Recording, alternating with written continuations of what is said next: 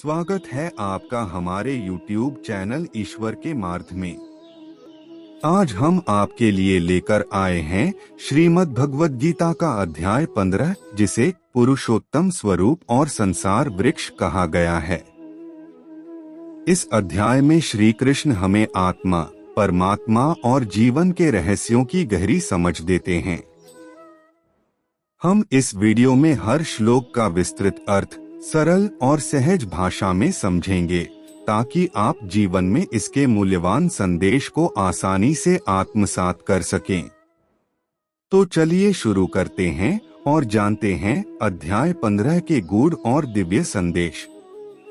श्री कृष्ण इस श्लोक में मनुष्य के पूरे अस्तित्व, उसके भ्रम, उसके बंधन और उसकी मुक्ति के रहस्य को एक अत्यंत गूढ़ प्रतीक के माध्यम से समझाते हैं। वे कहते हैं कि यह जो संसार हमें दिखाई देता है, जिसे हम सत्य मानकर उससे चिपके रहते हैं, वह वास्तव में एक उल्टे वृक्ष के समान है। सामान्य रूप से हम जो भी वृक्ष देखते हैं, उसकी जड़ नीचे धरती में होती है और शाखाएं ऊपर आकाश की ओर फैलती हैं, किंतु भगवान कहते हैं कि यह संसार ऐसा नहीं है।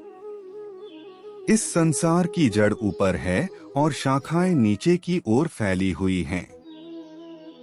यह कथन सुनने में अजीब लगता है, परंतु इसी उल्टाव में जीवन का सबसे बड़ा सत्य छिपा हुआ है।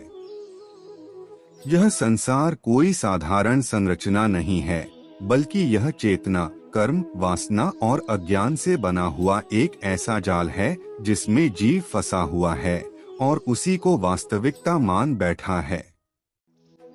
इस संसार को अश्वत्थ वृक्ष कहा गया है। अश्वत्थ शब्द स्वयं में एक गहरा संकेत है, जिसका अर्थ होता है जो आज जैसा है वैसा कल नहीं रहेगा। इसका तात्पर्य यह है कि संसार स्थायी नहीं है। जो कुछ भी हमें यहाँ दिखाई देता है, अनुभव होता है, प्रिय लगता है या भयावह लगता है, वह सब परिवर्तनशील है। शरीर बदलता है, संबंध बदलते हैं, परिस्थितियां बदलती हैं, सुख दुख में बदल जाता है और दुख सुख में। फिर भी मनुष्य इसी परिवर्तनशील संसार को पकड़कर बैठा रहता है और इसे ही अपना सब कुछ मान लेता है। भगवान इस श्लोक के माध्यम से हमें झकझोरते हैं और बताते हैं कि जिस वस्तु को तुम स्थिर समझ रहे हो, वही सबसे अधिक अस्थिर है। इस उल्टे वृक्ष की जड़ ऊपर है, अर्थात इसका मूल परमात्मा में स्थित है। इसका अर्थ यह है कि इस पूरे संसार का अस्तित्व, इसकी चेतना, इसकी गति और इसका जीवन किसी भौतिक आधार से नहीं, बल्कि परम सत्य से निकलता है। परमात्मा ही वह मूल सत्ता है जिससे यह संपूर्ण दृश्य जगत उत्पन्न हुआ है। जैसे किसी वृक्ष की जड़ से रस ऊपर की ओर जाकर पूरे वृक्ष को जीवन देता है, वैसे ही परमात्मा से चेतना प्रवाहित होकर इस संसार के हर जीव में प्राण, बुद्धि और अनुभव की शक्ति प्रदान करती है। परंतु अज्ञान के कारण जीव उस जड़ को नहीं देख पाता। वह केवल शाखाओं, पत्तों, फूलों और फलों को ही देखता है और उन्हीं में उलझकर रह जाता है। इस संसार की शाखाएं नीचे की ओर फैली हुई हैं। नीचे का अर्थ यहाँ दिशा नहीं, बल्कि स्तर है। यह वह क्षेत्र है जहाँ भोग है, कर्म है, वासना है, अहंकार है और जन्म मृत्यु का निरंतर चक्र है। मनुष्य इन्हीं शाखाओं में जीवन भर भटकता रहता है। कोई धन की शाखा पकड़ता है, कोई पद की, कोई रिश्तों की, कोई सत्ता की और कोई ज्ञान या धर्म की भी। लेकिन जब तक यह समझ नहीं आती कि ये सभी शाखाएं उसी एक वृक्ष की हैं और यह वृक्ष स्वयं अस्थायी है, तब तक मनुष्य मुक्त नहीं हो सकता। वह चाहे जितनी भी शाखाएं बदल ले, वृक्ष से बाहर नहीं निकल पाता। भगवान कहते हैं कि इस वृक्ष के पत्ते वेद हैं। इसका तात्पर्य यह है कि वेद और शास्त्र मनुष्य को संसार में जीने की विधि सिखाते हैं। वे उसे बताते हैं कि कैसे कर्म करना है, कैसे धर्म का पालन करना है, कैसे समाज में संतुलन बनाए रखना है। पत्ते वृक्ष को सुंदर भी बनाते हैं और उसे जीवित रखने में भी सहायक होते हैं, परंतु पत्ते ही वृक्ष का मूल नहीं होते। इसी प्रकार वेद अत्यंत पूजनीय हैं, परंतु केवल वेदों का पाठ कर लेना, नियमों का पालन कर लेना या धार्मिक क्रियाओं में उलझ जाना ही परम ज्ञान नहीं है। जब तक मनुष्य इस संसार वृक्ष के वास्तविक स्वरूप को नहीं पहचानता, तब तक उसका ज्ञान अधूरा रहता है। इस श्लोक का सबसे महत्वपूर्ण संदेश यह है कि जो व्यक्ति इस संसार को तत्व से जान लेता है, वही सच्चा वेदज्ञ है।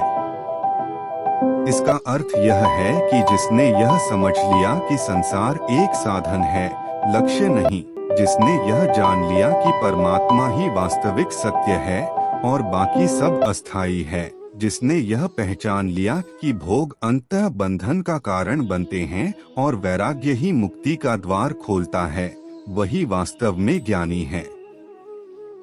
ऐसा ज्ञान पुस्तकों से नहीं, अनुभव से आता है। यह वह अवस्था है जहां मनुष्य संसार में रहते हुए भी संसार का दास नहीं बनता। पहले श्लोक में यह बताया गया कि संसार एक उल्टा वृक्ष है, जिसकी जड़ ऊपर परमात्मा में है और शाखाएं नीचे फैली हुई हैं। अब इस श्लोक में भगवान यह समझाते हैं कि यह वृक्ष केवल नीचे की ओर ही नहीं, बल्कि ऊपर और नीचे दोनों दिशाओं में फैला हुआ है। इसका अर्थ यह है कि संसार का बंधन केवल स्थूल भोगों तक सीमित नहीं है, बल्कि वह सूक्ष्म रूपों में भी मनुष्य को जकड़े रहता है। मनुष्य अक्सर यह सोचता है कि यदि वह केवल निम्न इच्छाओं और स्थूल वासनाओं से बच जाए तो वह मुक्त हो जाएगा, परंतु श्री कृष्ण बताते हैं कि यह वृक्ष ऊपर की ओर भी फैलता है, अर्थात पुण्य, धर्म, स्वर्ग, ज्ञान और श्रेष्ठता की आकांक्षाएं भी यदि अहंकार और आसक्ति से जुड़ी हों, तो वे भी बंधन का ही रूप बन जाती हैं। इस संसार वृक्ष की शाखाएं त्रिगुणों से पोषित हैं। सत्व, रज और तम, ये तीनों गुण प्रकृति के हैं और यही पूरे संसार की गति को नियंत्रित करते हैं। मनुष्य स्वयं को स्वतंत्र मानता है, परंतु वास्तव में वह इन गुणों के प्रभाव में सोचता है, निर्णय करता है और कर्म करता है। जब सत्व गुण बढ़ता है तो मनुष्य स्वयं को शुद्ध, ज्ञानी और श्रेष्ठ समझने लगता है।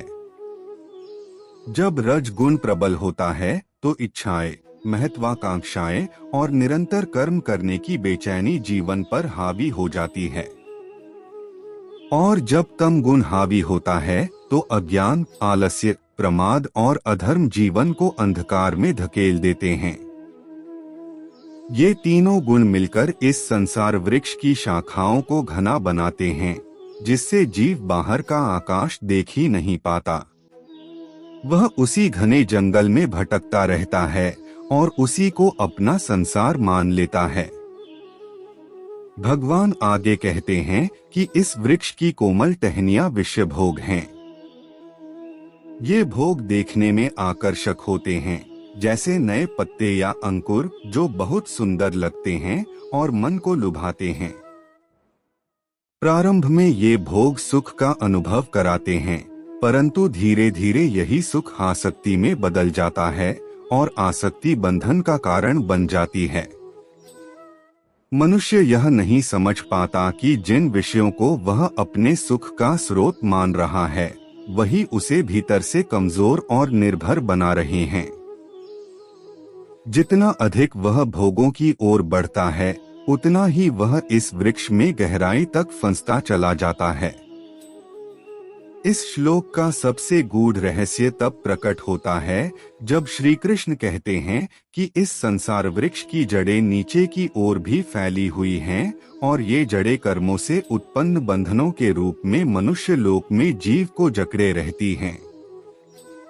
इसका अर्थ यह है कि केवल वर्तमान जीवन ही नहीं, बल्कि पूर्व जन्मों के कर्म, संस्कार और वासनाएं भी इस वृक्ष की जड़ों के समान हैं।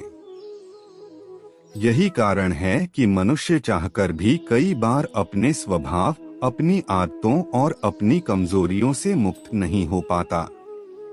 वह सोचता है कि वह स्वतंत्र निर्णय ले रहा है, परंतु वास्तव में उसके निर्णय भी उन्हीं जड़ों से प्रभावित होते हैं जो बहुत गहराई तक फैली हुई हैं।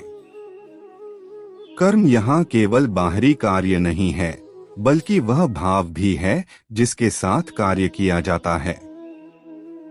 जब मनुष्य फल की इच्छा से कर्म करता है, जब वह अपने कर्म को मैं और मेरा के भाव से जोड़ता है, तब वही कर्म बंधन बन जाता है। यह बंधन ही उस जड़ के समान है जो बार बार नए जन्म का कारण बनती है। इसी कारण श्री कृष्ण कहते हैं कि यह संसार वृक्ष मनुष्य लोक में विशेष रूप से प्रभावी है, क्योंकि मनुष्य के पास विवेक है, परंतु वही विवेक यदि अहंकार से ढक जाए तो वह सबसे अधिक बंधन में पड़ जाता है। इस श्लोक के माध्यम से भगवान यह स्पष्ट कर देते हैं कि संसार का बंधन बहुत सूक्ष्म और व्यापक है। यह केवल दुख, दरिद्रता या अज्ञान तक सीमित नहीं है। सुख, संपन्नता, पुण्य और धर्म भी यदि सही दृष्टि के बिना हो तो बंधन का ही कारण बनते हैं। जब तक मनुष्य यह नहीं समझ लेता कि वह प्रकृति के गुणों से परे आत्मा है, और जब तक वह अपने कर्मों को ईश्वर को समर्पित करना नहीं सीखता, तब तक यह संसार वृक्ष उसे पकड़कर रखता है। इस प्रकार श्लोक 2 मनुष्य को यह चेतावनी देता है कि संसार से केवल भागना समाधान नहीं है और न ही संसार में डूब जाना। समाधान है संसार को जैसा है वैसा देखना, उसके गुणों को समझना और कर्म करते हुए भी उनसे आसक्त न होना। जब यह दृष्टि विकसित होती है, तभी वह समय आता है जब इस वृक्ष को काटने की प्रक्रिया संभव होती है, जिसका वर्णन आगे के श्लोकों में श्री कृष्ण करने वाले हैं। अब तक उन्होंने संसार को एक ऐसे उल्टे वृक्ष के रूप में समझाया जो ऊपर और नीचे दोनों ओर फैला हुआ है, जिसके बंधन बहुत गहरे हैं और जिसकी जड़ें कर्म और वासनाओं में दूर तक फैली हुई हैं। अब वे स्पष्ट रूप से यह बताते हैं कि इस संसार वृक्ष का वास्तविक स्वरूप वैसा नहीं है जैसा वह हमें दिखाई देता है। मनुष्य जिस संसार को ठोस, स्थिर और पकड़ में आने योग्य समझता है, वह वास्तव में वैसा नहीं है। उसका न तो आदि स्पष्ट है, न अंत, न उसका स्थायी आधार दिखाई देता है। यह संसार एक भ्रम के समान है जो देखने में बहुत सजीव लगता है, परंतु तत्व से देखने पर पकड़ में नहीं आता। श्री कृष्ण कहते हैं कि इस संसार वृक्ष का सही रूप यहाँ प्रत्यक्ष नहीं देखा जा सकता। इसका अर्थ यह है कि जब तक मनुष्य इंद्रियों और मन के स्तर पर ही संसार को देखता है, तब तक वह उसकी वास्तविकता को नहीं समझ सकता। इंद्रियां केवल बाहरी रूप को पकड़ती हैं, मन कल्पनाओं और धारणाओं में उलझा रहता है और बुद्धि अक्सर इच्छाओं से प्रभावित होकर निर्णय करती है। इसलिए संसार हमें कभी बहुत सुंदर लगता है, कभी बहुत कठोर, कभी आशा से भरा हुआ और कभी निराशा से भरा हुआ, परंतु उसका सत्य स्वरूप इन सभी अनुभवों से परे है। यही कारण है कि संसार का आदि और अंत हमें स्पष्ट नहीं दिखाई देता। हम नहीं जानते कि यह कहां से आया और यह कहां जाकर समाप्त होगा, क्योंकि हम स्वयं उसी के भीतर खड़े होकर उसे समझने का प्रयास कर रहे हैं। इसके बाद श्री कृष्ण वह मार्ग बताते हैं जिससे इस संसार वृक्ष से मुक्त हुआ जा सकता है। वे कहते हैं कि इस वृक्ष को दृढ़ वैराग्य रूपी शस्त्र से काटना चाहिए। यहाँ वैराग्य का अर्थ संसार से घृणा करना या जीवन से पलायन करना नहीं है। वैराग्य का अर्थ है सही दृष्टि। वह दृष्टि जिसमें मनुष्य संसार के आकर्षणों को देखता तो है पर उनसे बंधता नहीं। वह जानता है कि सुख आएगा और जाएगा, दुख आएगा और जाएगा, मान मिलेगा और छिन जाएगा, शरीर स्वस्थ होगा और फिर रोगी होगा। जब यह समझ भीतर गहराई से बैठ जाती है तब मनुष्य के भीतर एक स्वाभाविक दूरी पैदा होती है। यही दूरी वैराग्य है और यही वह शस्त्र है जो इस संसार वृक्ष को काट सकता है। श्री कृष्ण यह भी संकेत देते हैं कि यह वृक्ष साधारण औजारों से नहीं कटता। न तो केवल ज्ञान की बातें करने से, न ही केवल कर्म करने से और न ही केवल भक्ति के बाहरी रूपों से यह बंधन टूटता है। जब तक मनुष्य के भीतर से आसक्ति नहीं कटती तब तक यह वृक्ष बार बार नए रूप में खड़ा हो जाता है। इसलिए वैराग्य को दृढ़ बताया गया है, क्योंकि यह एक दिन में विकसित नहीं होता। यह जीवन के अनुभवों, आत्मचिंतन और सत्य के निरंतर अभ्यास से धीरे धीरे गहराता है। इस श्लोक का भाव यह भी है कि संसार को समझने का प्रयास केवल बौद्धिक नहीं होना चाहिए। जब तक मनुष्य अपने भीतर झांककर यह नहीं देखता कि वह किससे बंधा हुआ है, तब तक संसार का स्वरूप अस्पष्ट ही रहता है। कोई धन से बंधा है, कोई संबंधों से, कोई अपने ज्ञान से, कोई अपनी धार्मिक पहचान से, तो कोई अपने दोहक से भी। श्री कृष्ण बताते हैं कि जब तक इन बंधनों की पहचान नहीं होती तब तक संसार वृक्ष केवल एक अवधारणा बना रहता है, वास्तविकता नहीं। यह श्लोक मनुष्य को एक प्रकार से तैयार करता है आगे आने वाले सत्य के लिए। पहले यह बताया गया कि संसार क्या है, फिर यह समझाया गया कि वह कैसे फैलता है और कैसे बांधता है, और अब यह बताया जा रहा है कि उससे मुक्त होने के लिए भीतर किस प्रकार की मानसिक और आध्यात्मिक परिपक्वता चाहिए। संसार वृक्ष को काटने का अर्थ संसार का नाश करना नहीं है, बल्कि उस भ्रम का नाश करना है जिसके कारण मनुष्य संसार को ही अंतिम सत्य मान बैठता है। इस प्रकार यह श्लोक हमें यह सिखाता है कि मुक्ति का मार्ग बाहर नहीं, भीतर है। जब तक मनुष्य यह मानता रहेगा कि संसार उसे बांध रहा है, तब तक वह स्वयं को असहाय समझेगा। लेकिन जब वह यह समझ लेता है कि उसकी आसक्ति ही उसका बंधन है और वैराग्य ही उसकी स्वतंत्रता है, तब उसी क्षण उसके भीतर परिवर्तन आरंभ हो जाता है। यही इस श्लोक का गहरा संदेश है, जो धीरे धीरे मनुष्य को उस स्थिति की ओर ले जाता है जहां वह इस संसार वृक्ष से ऊपर उठकर परम सत्य की खोज के लिए तैयार हो जाता है। यह कथन बहुत गहरा है, क्योंकि यहाँ भगवान किसी स्थान की नहीं बल्कि चेतना की अवस्था की बात कर रहे हैं।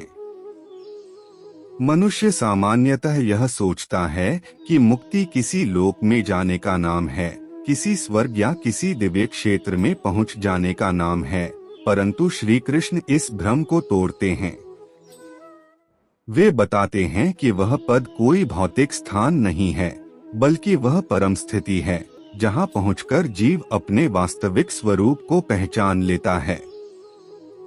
यह वह अवस्था है जहां जन्म और मृत्यु का चक्र समाप्त हो जाता है, जहां इच्छा, भय और अभाव नहीं रहते और जहां आत्मा स्वयं को पूर्ण रूप से स्वतंत्र अनुभव करती है।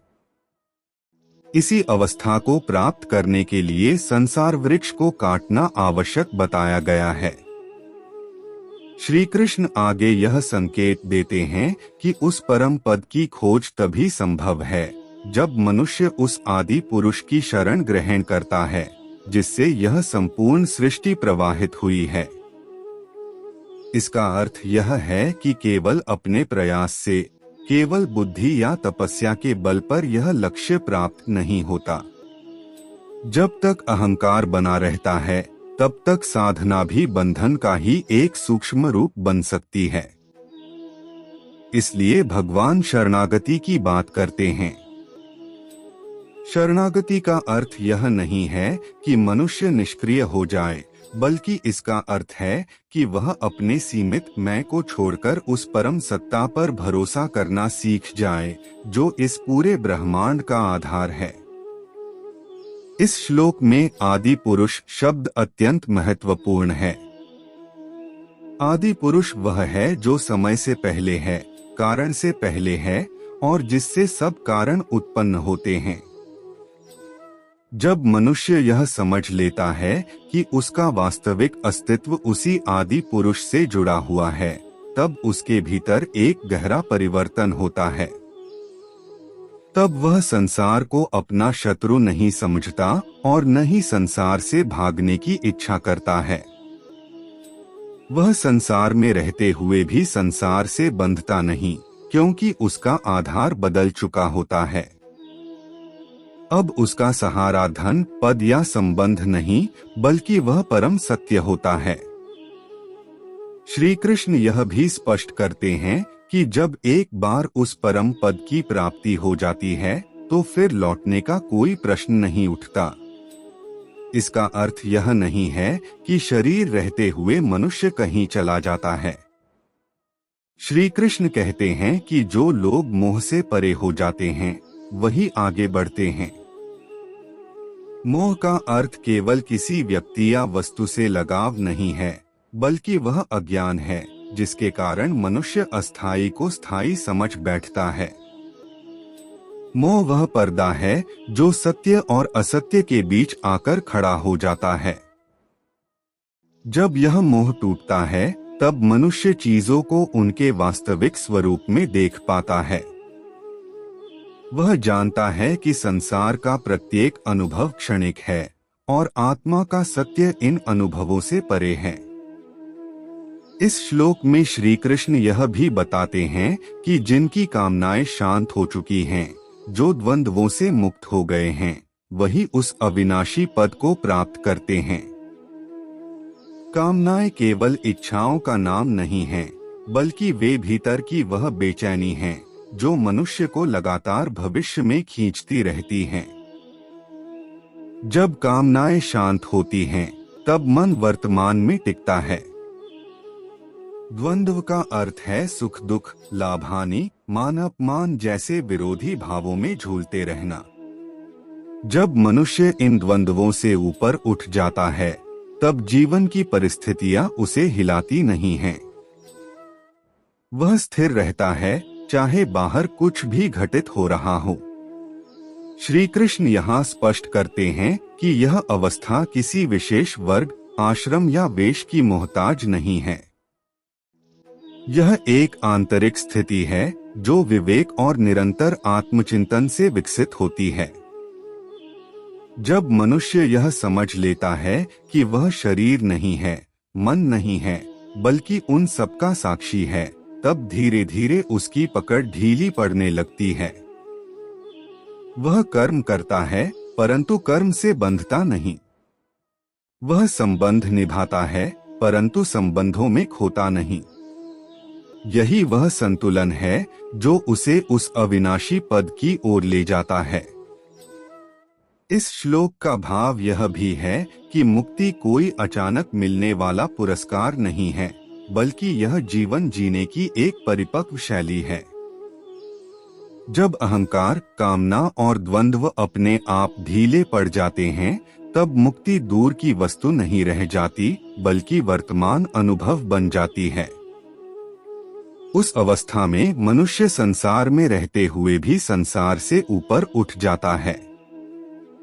वह जानता है कि जो बदल रहा है वह उसका सत्य नहीं है, और जो नहीं बदलता वही उसका वास्तविक स्वरूप है।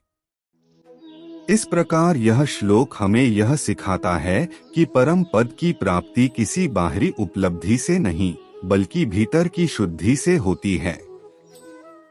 जब मनुष्य मान, मोह, कामना और द्वंद्व से मुक्त होकर सरल मनुष्य इस संसार में जो कुछ भी देखता, समझता और अनुभव करता है, वह किसी न किसी प्रकाश पर निर्भर होता है।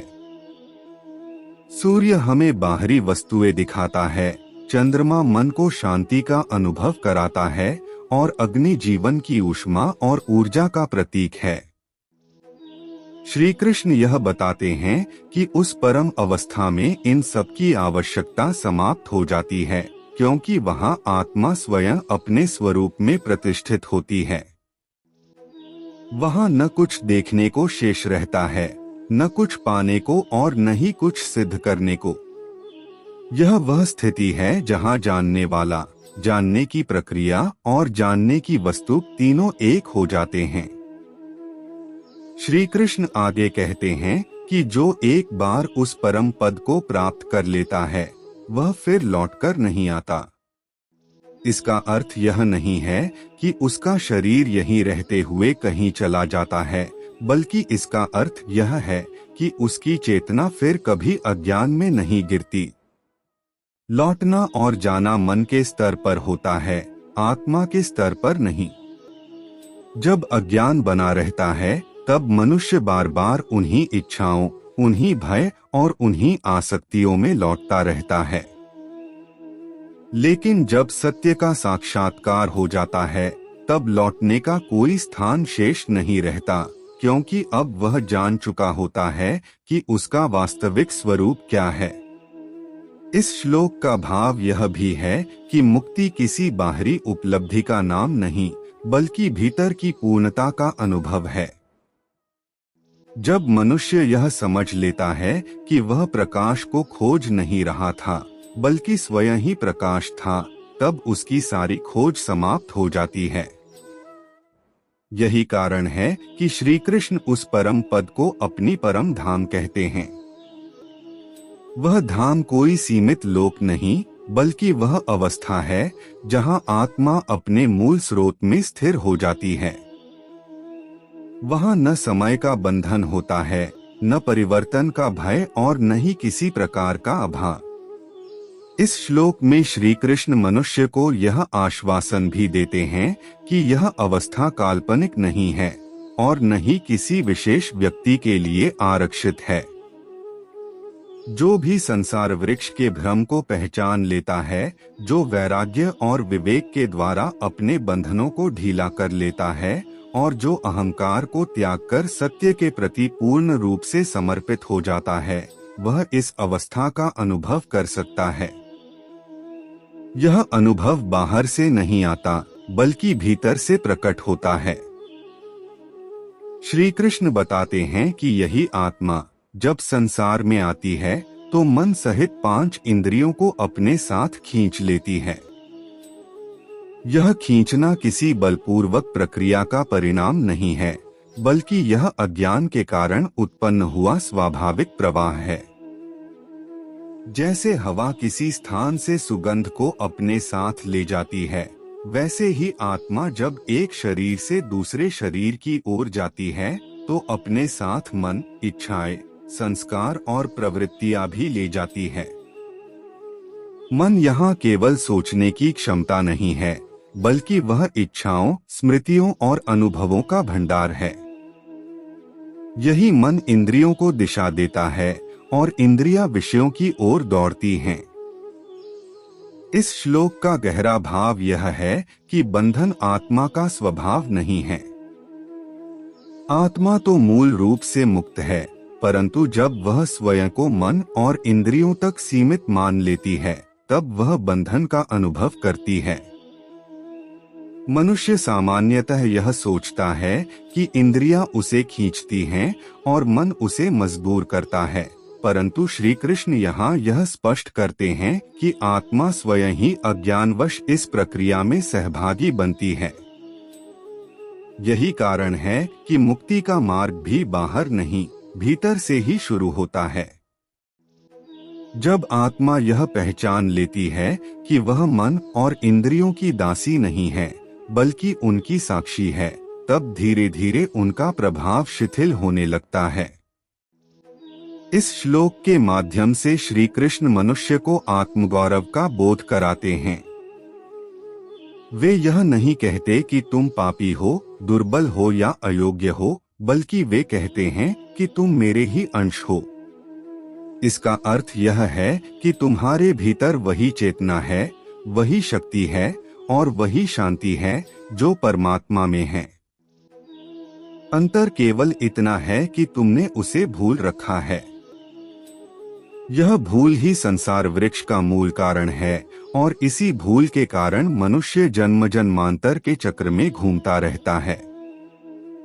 यह श्लोक यह भी समझाता है कि आत्मा जब एक शरीर को छोड़कर दूसरे शरीर में जाती है तो वह शून्य होकर नहीं जाती। वह अपने साथ अपने संस्कार, अपने अनुभव और अपने अधूरे झुकाव भी ले जाती है। यही कारण है कि प्रत्येक व्यक्ति का स्वभाव अलग होता है, रुचियां अलग होती हैं और जीवन की दिशा भी अलग अलग होती है। परंतु इन सब के पीछे जो मूल चेतना है वह एक ही है। जब मनुष्य इस एकता को समझ लेता है तब उसके भीतर दूसरों के प्रति करुणा और अपने प्रति क्षमा का भाव स्वतः जागृत हो जाता है। मनुष्य सामान्यतः यह सोचता है कि मृत्यु के साथ सब कुछ समाप्त हो जाता है, परंतु श्री कृष्ण बताते हैं कि मृत्यु केवल एक आवरण का छूटना है, न कि अस्तित्व का अंत। आत्मा जब पुराने शरीर को छोड़ती है तब वह नए शरीर में प्रवेश करते समय अपने साथ मन और इंद्रियों को भी ले जाती है। इसका अर्थ यह है कि व्यक्ति की प्रवृत्तियां, इच्छाएं, भय, आदतें और झुकाव अचानक समाप्त नहीं हो जाते। वे नए शरीर में भी उसी प्रकार प्रकट होने लगते हैं। यही कारण है कि कुछ प्रवृत्तियां बिना किसी बाहरी कारण के ही व्यक्ति के भीतर जागृत हो जाती हैं। यह सब उस यात्रा का परिणाम है जो आत्मा जन्म जन्मांतर से करती आ रही है। इस श्लोक का भाव यह भी है कि आत्मा किसी शरीर में कैद नहीं होती। वह शरीर को धारण करती है, जैसे कोई यात्री वस्त्र धारण करता है। वस्त्र बदलने से यात्री की पहचान नहीं बदलती, उसी प्रकार शरीर बदलने से आत्मा का स्वरूप नहीं बदलता। परंतु अज्ञान के कारण मनुष्य स्वयं को वस्त्र ही मान बैठता है। वह यह भूल जाता है कि वह पहनने वाला है, पहना हुआ वस्त्र नहीं। यही भूल उसके दुख का मूल कारण बन जाती है। श्री कृष्ण यह भी संकेत देते हैं कि आत्मा के साथ जाने वाला मन बहुत महत्वपूर्ण भूमिका निभाता है। मन ही वह सेतु है जो आत्मा और इंद्रियों को जोड़ता है। मन के झुकाव ही यह निर्धारित करते हैं कि आत्मा किस प्रकार का शरीर और किस प्रकार की परिस्थितियां ग्रहण करेगी।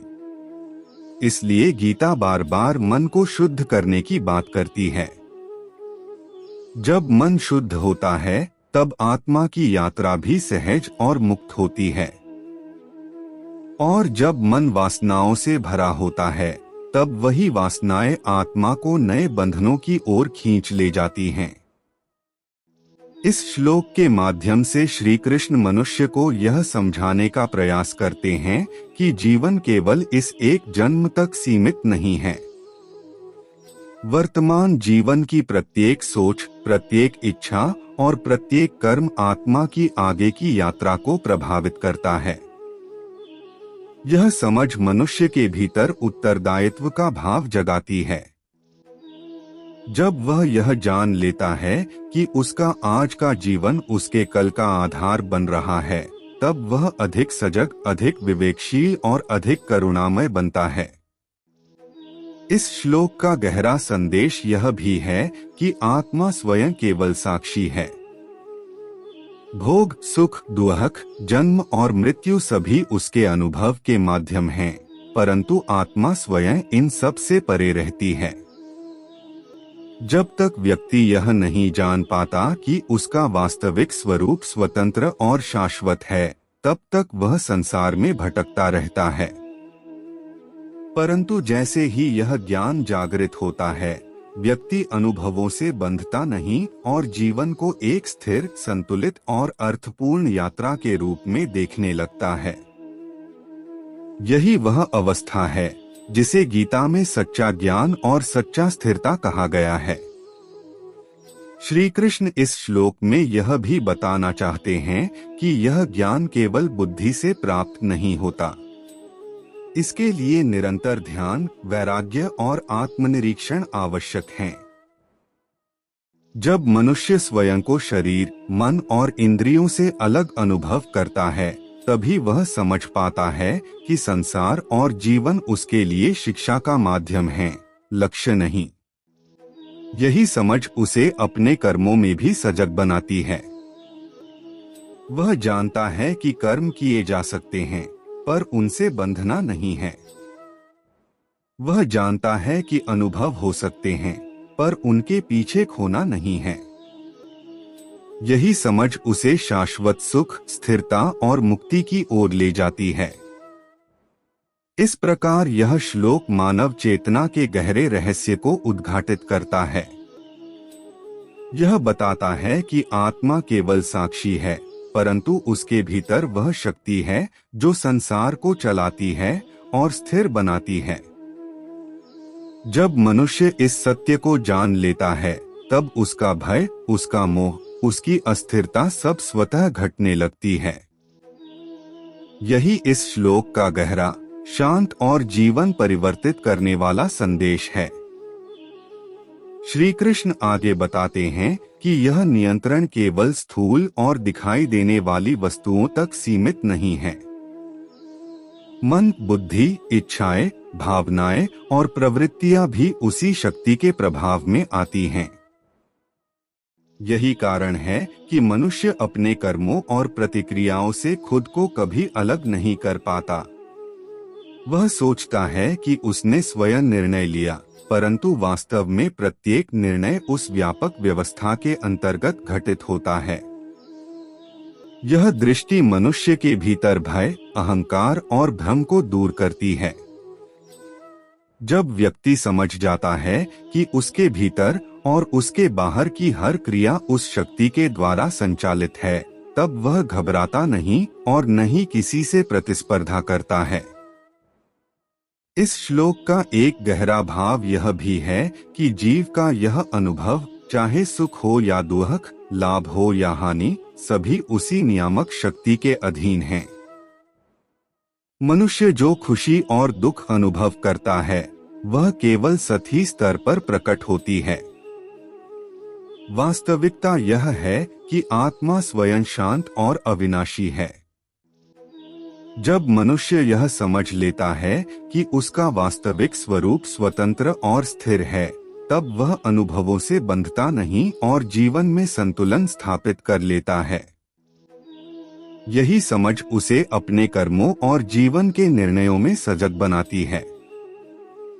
श्री कृष्ण यह भी बताते हैं कि यदि कोई व्यक्ति यह ज्ञान ग्रहण कर लेता है और अपने भीतर यह बोध स्थापित कर लेता है कि वह स्वयं नहीं, बल्कि उस परम सत्ता का हिस्सा है जो हर जीव और हर वस्तु को नियंत्रित करती है, तब उसके भीतर अहंकार का भार धीरे धीरे कम होने लगता है। अहंकार, मोह और वासनाएं स्वतः ढीली पड़ने लगती हैं और मन शांत हो जाता है।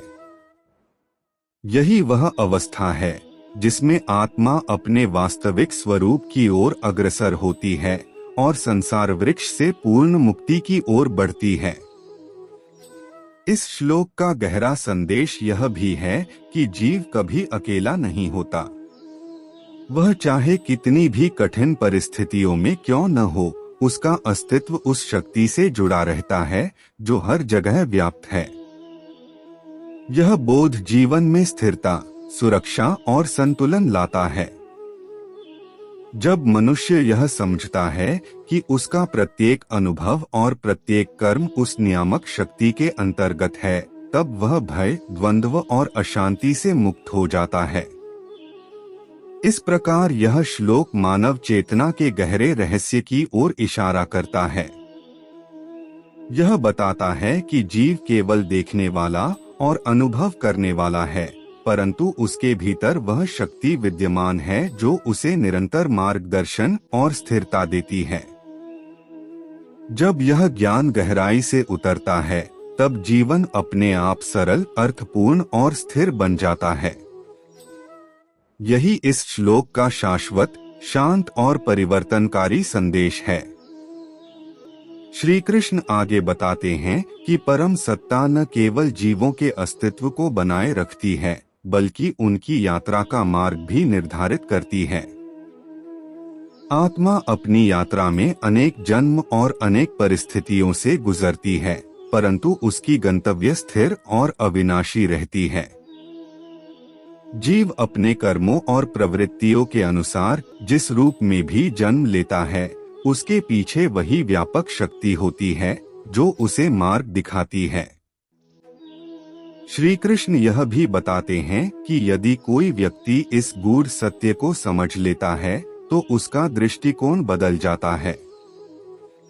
वह संसार को केवल बाहरी घटनाओं का संकलन नहीं मानता, बल्कि उसे उस व्यापक नियामक व्यवस्था का अभिन्न हिस्सा समझता है। यही दृष्टि उसे मोह, द्वंद्व और भय से मुक्त करती है और आत्मा की वास्तविक स्वतंत्रता की ओर ले जाती है। मनुष्य समझ जाता है कि जीवन और मृत्यु केवल रूपांतरण के पड़ाव हैं, न कि अंतिम उद्देश्य।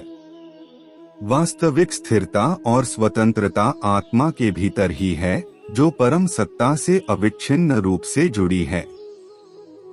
इस श्लोक के माध्यम से श्री कृष्ण यह भी सिखाते हैं कि संसार और जीवों की विविधता के बावजूद सब कुछ एक सूत्र में बंधा हुआ है। यह सूत्र वही शक्ति है जो सभी जीवों, सभी कार्यों और सभी अनुभवों के मूल में विद्यमान है। जब यह बोध मनुष्य के भीतर स्थिर हो जाता है, तब वह जीवन के हर पल को सजग, संतुलित और अर्थपूर्ण ढंग से जीने लगता है। यही इस श्लोक का शांत, गहरा और जीवन बदल देने वाला संदेश है। श्री कृष्ण यह भी बताते हैं कि जो व्यक्ति इस बोध को ग्रहण कर लेता है, वह संसार में रहते हुए भी संसार से बंधता नहीं। उसकी दृष्टि स्थिर होती है, मन शांत होता है और आत्मा अपने वास्तविक स्वरूप में स्थित हो जाती है। जीवन की घटनाओं का भय उसे छू नहीं पाता और उसका मन अनुभवों में खोता नहीं है। यही अवस्था सच्ची मुक्ति और स्थिरता की है। इस श्लोक के माध्यम से श्री कृष्ण ने यह संदेश दिया कि सृष्टि और जीवों की विविधता के बावजूद सब कुछ उसी परम सत्ता के अंतर्गत संचालित होता है। यदि यह समझ मनुष्य के भीतर गहराई से उतर जाए, तो उसका जीवन सहज, अर्थपूर्ण और स्थिर बन जाता है। यही इस श्लोक का गहरा, शांत और परिवर्तनकारी संदेश है। श्री कृष्ण मनुष्य को चेतावनी और मार्गदर्शन दोनों देते हैं। वे कहते हैं कि संसार में दो प्रकार के प्राणी हैं और यह भेद केवल उनके कर्मों, उनके ज्ञान और उनके दृष्टिकोण के आधार पर है। पहले प्रकार के प्राणी वे हैं जो जीवन में ज्ञान, विवेक और सत्य की ओर अग्रसर हैं। वे संसार के बंधनों को समझते हैं, अपने अहंकार, मोह और वासनाओं से ऊपर उठते हैं और अपने कर्मों को सही दृष्टि और सही उद्देश्य के साथ करते हैं। ये जीव संसार में रहते हुए भी स्वतंत्र, संतुलित और स्थिर रहते हैं। उनका जीवन सुख, शांति और अर्थपूर्णता से भरा होता है। दूसरे प्रकार के प्राणी वे हैं जो संसार में केवल भोग और मोह के पीछे भागते हैं। वे अपने अहंकार, वासनाओं और अज्ञान के कारण बार बार बंधनों में फंसते हैं। उनके जीवन का उद्देश्य केवल आत्मसंतोष, सुख और सुरक्षा पाना बन जाता है और इसी खोज में वे अपने वास्तविक स्वरूप और चेतना से अनभिज्ञ रहते हैं। यह भेद स्पष्ट करता है कि जीवन में सफलता केवल बाहरी साधनों या उपलब्धियों से नहीं मिलती, बल्कि भीतर की दृष्टि, विवेक और सजगता से मिलती है। श्री कृष्ण यह भी बताते हैं कि यह भेद स्थूल रूप से दिखाई नहीं देता। कोई बाहर से नहीं जान सकता कि कौन व्यक्ति ज्ञान की ओर अग्रसर है और कौन केवल भोग की ओर। यही कारण है कि आत्मनिरीक्षण, ध्यान और सत्संग अत्यंत आवश्यक हैं। जब मनुष्य अपने भीतर झांकता है, तब वह देख पाता है कि उसकी सोच, उसके कर्म और उसकी दृष्टि किस प्रकार काम और अनुभव की ओर झुकी हुई है। यह जागरूकता जीवन में सही निर्णय लेने और सही दिशा में अग्रसर होने का आधार बनती है। इस श्लोक का गहरा अर्थ यह भी है कि संसार के अनुभव, सुख दुख, लाभ हानि और संबंध केवल माध्यम हैं। उनका उद्देश्य मनुष्य को उसकी आत्मा और परम सत्ता की ओर ले जाना है। जो व्यक्ति इस उद्देश्य को पहचान लेता है, वह अपने कर्मों और अनुभवों से बंधता नहीं, बल्कि उन्हें साधन बनाता है। इसके विपरीत जो व्यक्ति केवल अनुभव और भोग में उलझा रहता है, वह स्वयं अपने बंधनों में फंसता रहता है। श्री कृष्ण ने यह श्लोक इसलिए दिया कि मनुष्य अपने जीवन की दिशा समझ सके। यह उसे यह बताता है कि भले ही संसार में विविधता और भ्रम हो, पर मार्ग केवल दो ही हैं। एक मार्ग जो ज्ञान, विवेक और मुक्ति की ओर ले जाता है, और दूसरा मार्ग जो मोह, वासनाओं और अज्ञान की ओर ले जाता है। यह स्पष्ट विभाजन व्यक्ति को अपने विकल्पों पर सोचने और सजगता से कर्म करने के लिए प्रेरित करता है। इस अंतिम श्लोक में श्री कृष्ण जीव और परम सत्ता के संबंध का परम सार प्रस्तुत करते हैं। वे कहते हैं कि जो जीव परम सत्ता के मार्ग पर पूरी निष्ठा और भक्ति के साथ अग्रसर होता है, वह अपने भीतर पूर्ण स्थिरता और निर्विकल्प शांति का अनुभव करता है। उसकी दृष्टि संसार और उसके अनुभवों से ऊपर उठी होती है और वह जान चुका होता है। श्रीमद् भगवद गीता का 15वां अध्याय हमें सबसे पहले यह सिखाता है कि यह संसार वैसा नहीं है जैसा हमें दिखाई देता है।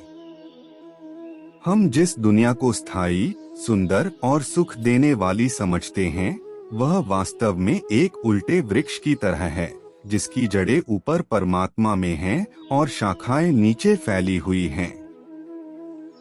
इसका अर्थ यह है कि संसार की वास्तविक शक्ति ऊपर ईश्वर से आती है, न कि नीचे दिखाई देने वाले भोगों से। जब मनुष्य इस सत्य को समझ लेता है, तब वह बाहरी आकर्षणों में फंसने के बजाय भीतर की खोज शुरू करता है। यह अध्याय हमें यह गहरी सीख देता है कि मनुष्य का असली शत्रु बाहर नहीं, बल्कि उसके भीतर छिपी आसक्ति, अहंकार और मोह है। जब तक व्यक्ति इनसे बंधा रहता है, तब तक वह जन्म और मृत्यु के चक्र में घूमता रहता है।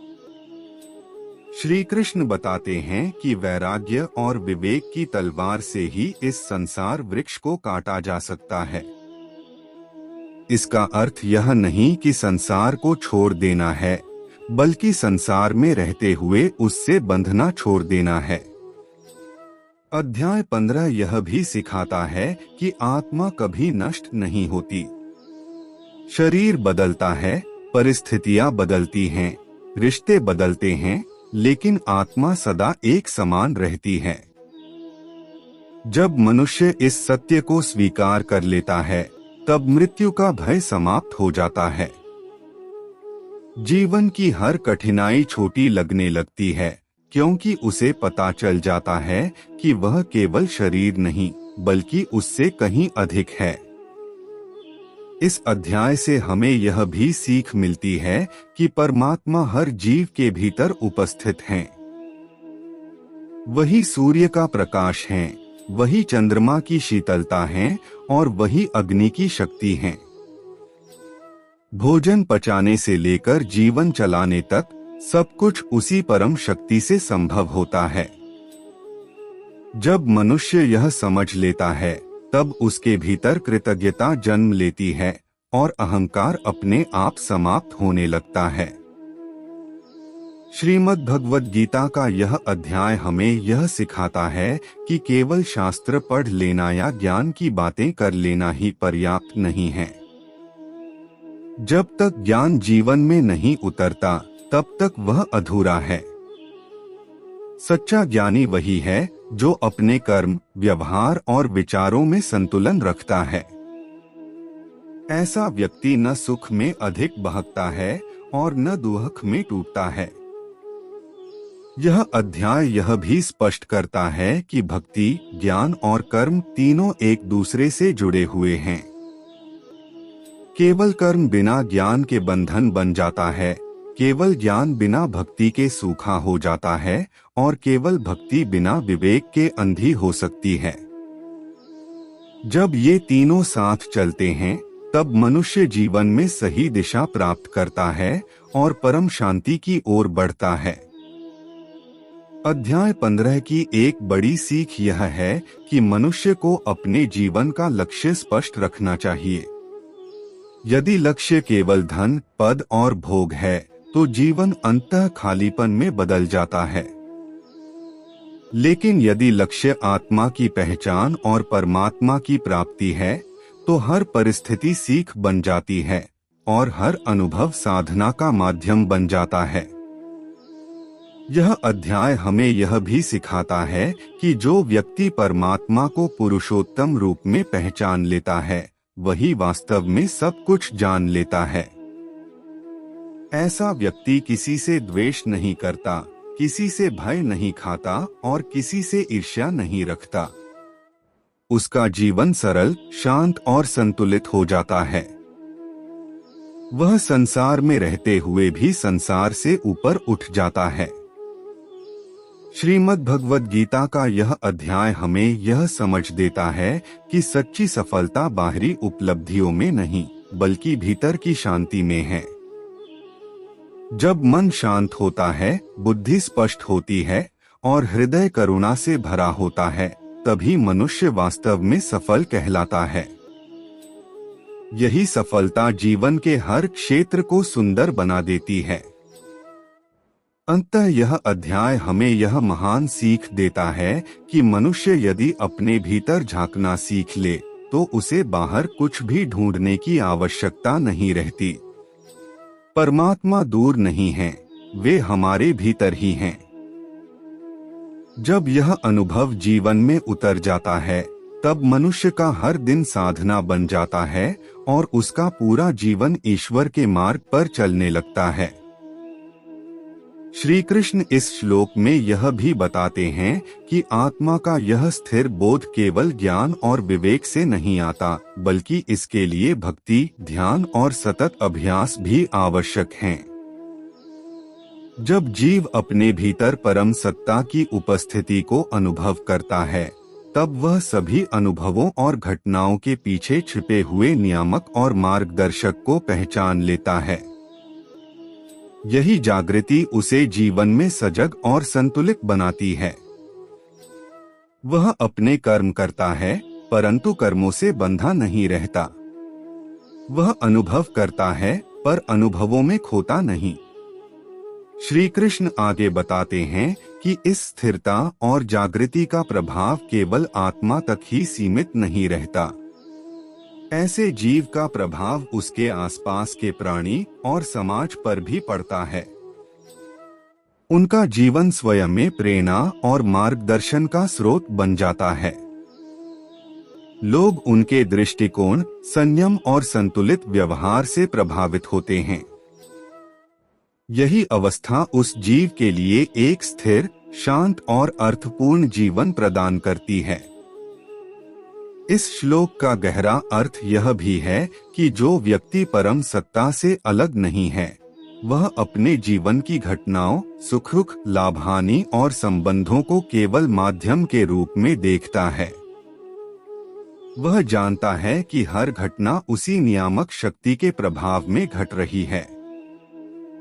इससे उसका मन मोह, द्वंद्व और भय से मुक्त रहता है। उसकी दृष्टि स्थिर और व्यापक हो जाती है। श्री कृष्ण यह भी स्पष्ट करते हैं कि संसार में रहने के बावजूद जीव को अपने वास्तविक स्वरूप की पहचान होना आवश्यक है। केवल तब वह अपने जीवन के अनुभवों को संतुलित ढंग से ग्रहण कर सकता है और अपने कर्मों को सही दिशा में कर सकता है।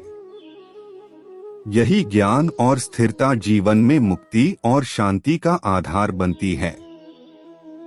जब यह समझ मनुष्य के भीतर गहराई से उतरती है, तब उसका जीवन शांत, स्थिर और अर्थपूर्ण बन जाता है।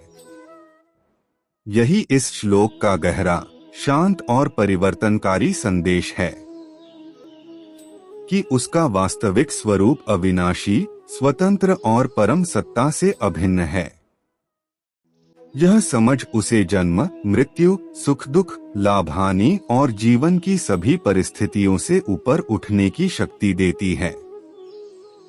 उसका मन स्थिर और निर्भय होता है और वह संसार में रहते हुए भी संसार से बंधता नहीं। श्री कृष्ण आगे बताते हैं कि यह स्थिरता केवल ज्ञान, विवेक और भक्ति के संगम से प्राप्त होती है। जब जीव सतत ध्यान, आत्मनिरीक्षण और भक्ति के माध्यम से अपने भीतर परम सत्ता की उपस्थिति को अनुभव करता है, तब वह जीवन के प्रत्येक पल को संतुलित, सजग और अर्थपूर्ण रूप में जीने लगता है। उसकी दृष्टि स्थिर, व्यापक और शांत हो जाती है। वह संसार की घटनाओं और अनुभवों को केवल माध्यम के रूप में देखता है, न कि अंतिम लक्ष्य के रूप में। इस श्लोक का गहरा अर्थ यह है कि जीवन में वास्तविक स्वतंत्रता और मुक्ति केवल भीतर की जागरूकता से प्राप्त होती है। जो व्यक्ति केवल भोग, मोह और सांसारिक इच्छाओं में उलझा रहता है, वह बार बार जन्म जन्मांतरण के बंधनों में फंसता रहता है। लेकिन जो व्यक्ति आत्मा के स्थिर बोध को जागृत करता है और परम सत्ता से अपने संबंध को जान लेता है, वह जीवन में स्वतंत्र, निर्भय और संतुलित बन जाता है। उसके कर्म, निर्णय और अनुभव सभी सही दिशा में अग्रसर होते हैं और वह संसार के भ्रम, द्वंद्व और मोह से मुक्त होता है। श्री कृष्ण इस श्लोक के माध्यम से यह भी स्पष्ट करते हैं कि इस स्थिरता और ज्ञान का प्रभाव केवल व्यक्तिगत जीवन तक सीमित नहीं रहता। ऐसा जीव अपने आसपास के प्राणियों और समाज के लिए भी मार्गदर्शन, संतुलन और प्रेरणा का स्रोत बन जाता है। उसकी दृष्टि व्यापक और शांत होती है और उसके अनुभव दूसरों के लिए भी शिक्षा और मार्गदर्शन का कार्य करते हैं। जब यह बोध मनुष्य के भीतर स्थिर हो जाता है, तब उसका जीवन संपूर्ण, अर्थपूर्ण, स्थिर और दिव्य बन जाता है। यही इस अंतिम श्लोक का गहरा, शांत और जीवन परिवर्तित करने वाला संदेश है। अगर आपको हमारा यह अध्याय पसंद आया हो, तो हमारी वीडियो को लाइक जरूर करें, चैनल को सब्सक्राइब करें और बेल आइकन दबाना न भूलें, ताकि आप हमारे आने वाले प्रेरणादायक अध्याय सबसे पहले देख सकें। हम आपके लिए इसी तरह के ज्ञानवर्धक और आध्यात्मिक वीडियो लगातार लाते रहेंगे।